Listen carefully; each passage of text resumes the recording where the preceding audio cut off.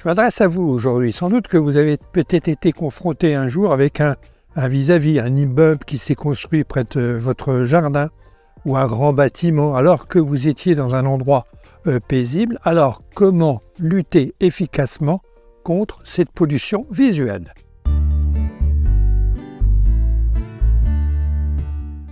Qui n'a jamais été surpris ou en prise à cause d'un vis-à-vis? Du jour au lendemain, vous habitez la campagne, vous avez un joli jardin bien entouré, arboré avec un gazon, avec une vue sur l'extérieur. Vous pouvez admirer des chevaux, des vaches, des moutons, des animaux de la ferme.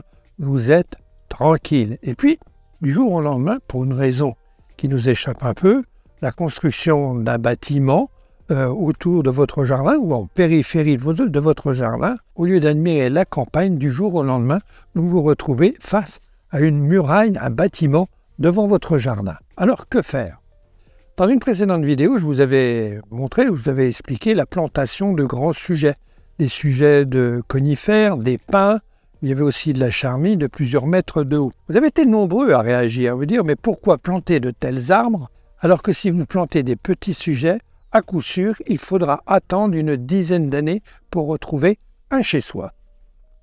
Alors, je vous propose une petite balade dans mon jardin au cœur de l'hiver, au mois de février, à une époque où les arbustes et les arbres à feuillage caduc ont perdu leurs feuilles. Alors, comment réaliser un écran pour pouvoir se cacher du vis-à-vis?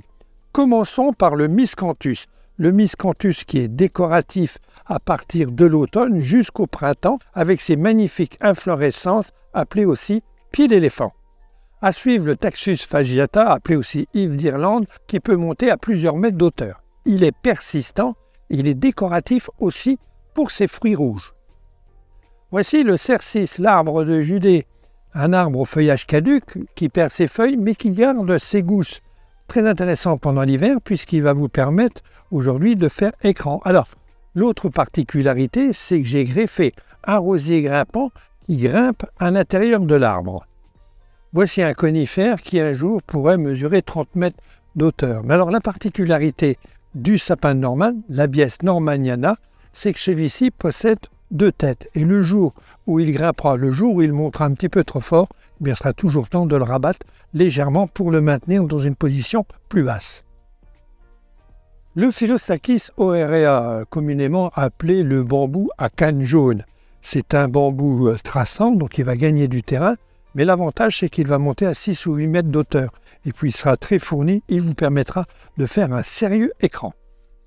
Alors on va poursuivre notre balade à travers notre ligne légèrement sinueuse avec le sureau noir nigra. Alors la particularité de cet arbre, c'est qu'il est très décoratif pour ses fleurs parfumées au printemps. Et puis les oiseaux se régaleront en automne avec les petites baies noires. Alors ici, il s'agit d'un arbre, un arbuste que j'ai déjà évoqué plusieurs fois dans les vidéos. Il s'agit du faux de Verzy. Les faux de Verzy, qu'on retrouve, c'est fagus, c'est être tortueux dans la forêt de Verzy, dans le département de la Marne. J'ai la chance d'avoir un exemplaire offert par l'ONF, donc c'est quand même une particularité et j'y tiens particulièrement. Alors c'est un feuillage marcescent, très intéressant, puisqu'il va conserver ses feuilles jusqu'aux nouvelles pousses. Un arbuste qui est intéressant et plutôt en sous-bois, c'est le Berberis juliana.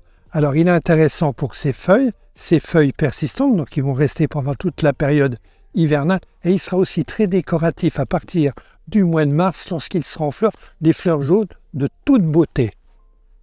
Mon sapin de Noël, l'Épicéa excelsa, non scolité pour l'instant, mais c'est un arbre qui va monter, un conifère qui va monter à plusieurs mètres d'auteur. Alors tant qu'il est en pleine forme, tant qu'il est en pleine santé, on peut être garanti contre les scolites.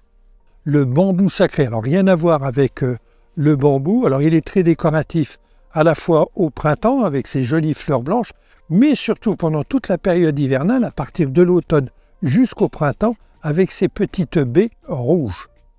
Alors le pin sylvestre, c'est un arbre, un conifère qui est très intéressant à la fois dans les forêts, aussi pourquoi pas dans le jardin, sauf qu'il peut quand même monter une quarantaine de mètres d'auteur. Alors l'avantage, c'est qu'il résiste beaucoup à la sécheresse et au grand froid. Sous le pin sylvestre, j'aurais voulu vous présenter l'Aucuba crotonifolia. Alors j'aurais voulu vous présenter ces petites baies rouges, mais malheureusement ou heureusement, un merle est venu l'ébecter. C'est un feuillage persistant qui reste vert et jaune pendant toute la période hivernale. Alors, je voudrais terminer avec mon pépère, un pépère de 40 ans. Il s'agit d'un cupressus, un cyprès, qui a l'avantage, ce genre d'arbre, de pousser, lorsque vous plantez un cyprès, de 40-60 cm par an, voire un petit peu plus. Donc vous serez vite caché d'un vis-à-vis. Parfois, il y a certaines opportunités à trouver chez un pépiniériste appelé, entre guillemets, les gueules cassées. Ce sont des arbres tordus où la tête a été cassée. Ils sont dans un coût moindre et ils peuvent faire très bien l'affaire pour un vis-à-vis.